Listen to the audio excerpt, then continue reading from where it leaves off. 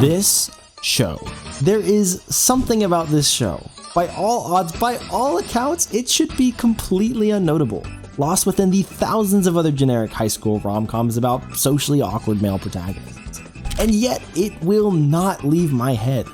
Just about every year, without fail, I will get an urge to rewatch it, and I will, without a doubt, awkwardly chuckle to myself alone in an otherwise silent room to punchlines I've practically memorized against my will.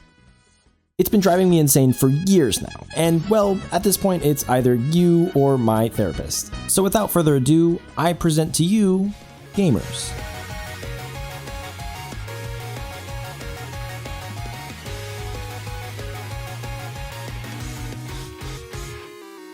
The first time I watched this anime, I went into it with a fundamental misunderstanding. The same misunderstanding that most others will likely have when the show aired back in 2017. Because despite what you may think based on the title, and despite its many references, this isn't actually a show about games. Really, it's a coming-of-age drama. Kinda like this one, or that one, or that one, or that one, or this one. And, well, you can't forget about this other one. And this one too. Oh, wait, that's the one we're talking about.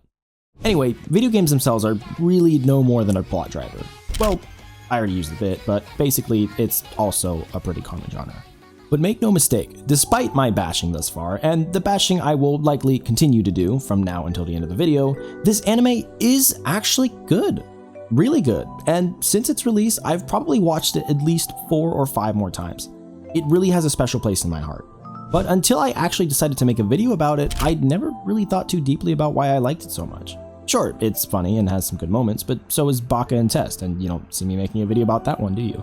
There really is something that just hits different about Gamers, and after coming to a better understanding about my feelings on the subject, I'm proud to say that it's actually more than just my bad taste. Because this show, at least on paper, isn't special at all. It has no quirks, few gimmicks, and no big twists or draws to pull you in. But ironically, that's actually one of its greatest strengths, and what sets it apart from many of its cousins. And yeah, I know that's a bold claim to make about a show with a 6.75 on my anime list, but we'll get there. When Gamers first descended down onto the masses in the summer of 2017, it was kind of a big deal for one specific, very outstanding reason. Is that a motherfucking PUBG reference? You know, that game that's the reason Fortnite exists.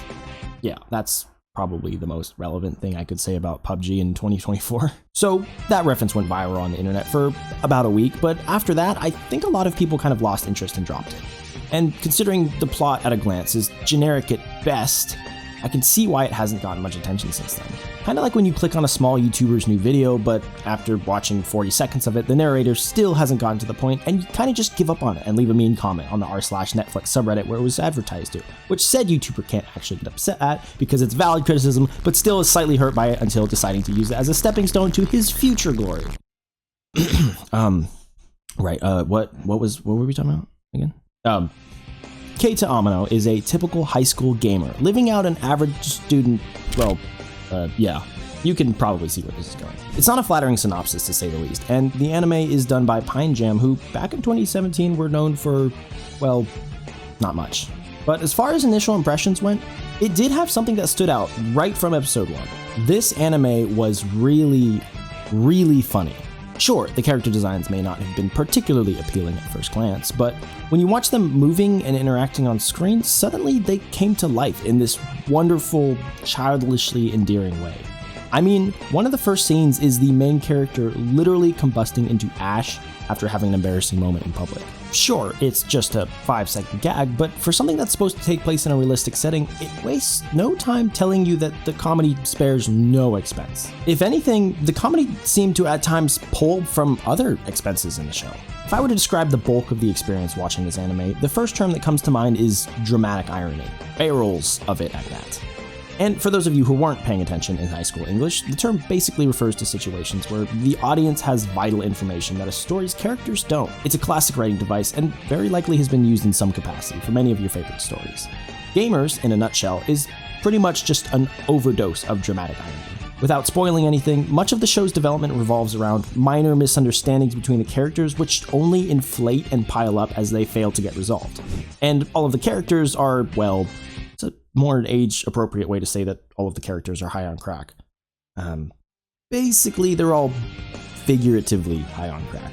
But for all that ridiculousness, and despite the fact that this show gets so over the top that sometimes it feels like I'm watching something that takes place on an entirely different planet, I somehow never feel estranged from the characters or setting. This is because no matter how unrealistic the characters act or how crazy they get, they're all still grounded. But what does that mean? Well, to help illustrate things, I want to step back for a second and talk about me. Hi, I'm Mugmoth. You probably know me as that unhinged weirdo who broke down his own stream snipe interaction like I was a commentator on Super Bowl Sunday. But we don't need to worry about that. I'm not here to leech off the success of others. At least, not today, anyway. What is important is that in school, I was kind of a drifter. A lot of people knew me, and I hung out in a lot of groups, but I had few actual friends. Heck, sometimes I was entirely alone. I even had my own dark period, believe it or not. That's right. Goth Mugmoth does exist, and he can hurt you.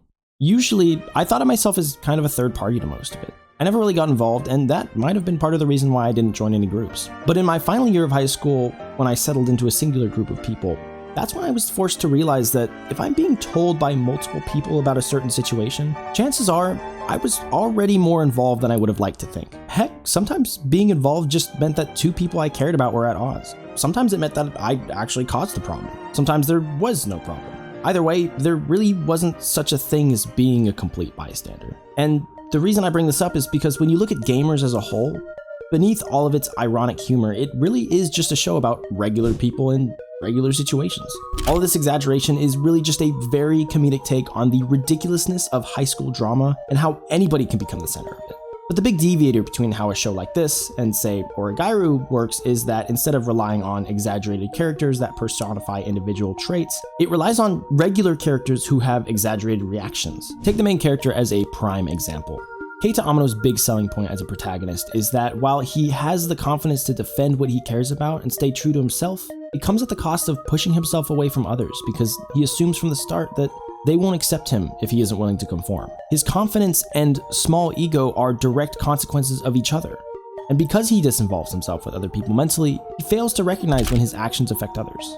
Does that sound familiar? Because it's a very real coping mechanism and a trait that almost every other male rom-com protagonist shares in the form of the infamous denseness. But what sets Amano apart from this guy, and this guy, and this girl, is that instead of laughing at him, we're kind of laughing at our past selves. To me, this show is entertaining for the same reason that the videotape of me performing the Napoleon Dynamite dance in front of my entire school in 6th grade is entertaining. That's not a bit, by the way, I really did that.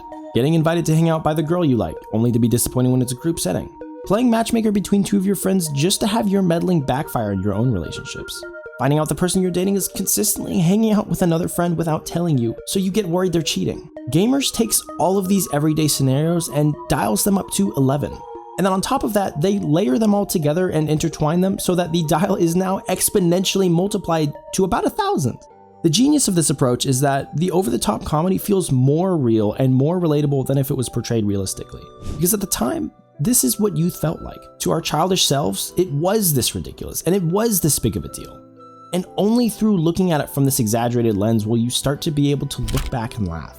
To accept that both the good and the bad were all valuable experiences from your childhood. You'll notice that when the show portrays direct confrontations between characters, it'll always stop for just a moment to play things serious before going back to pure comedy again. This series will stop at nothing to make fun of all of the moments from your childhood that you thought were a big deal at the time. However, despite the fact that it laughs at you a lot, it will never undermine the consequences or the resolutions or the ways in which these awkward, unwanted problems helped us grow. And really, I know Gamers is no masterpiece. I talk a lot of big game, but who knows? It may not resonate with just anybody the same way it did for me. However, it was an anime that helped me remember that something doesn't have to be subversive or genre-defining to just be plain good. I think that aside from everything else I talked about, Gamers also serves as a great example of how much better something can be when the staff involved are just plain having fun with it. I mean, even just the game references. The characters aren't always talking about it, but when they do, you can really tell it comes from a writer that loves talking about games. Heck, the entire bonus episode is just 20 minutes of the characters debating whether paid DLC is a profit scheme or not. Lord knows I've had that conversation, and so has the rest of YouTube. It doesn't have to be an avant-garde masterpiece to get me excited or even obsessed. Maybe all I'm trying to say is that just because a story isn't complex doesn't mean it's inherently worth any less than one that is. Just in the same way that Amano appreciates the weird, experimental indie games just as much as he appreciates the critically acclaimed ones. Or maybe Gamers is a hidden masterpiece that surpasses even the likes of Evangelion. Maybe I just have simple tastes. What I can say with confidence though is that video game high school is the single greatest form of media to ever grace this green earth. GG, Brian D. GG.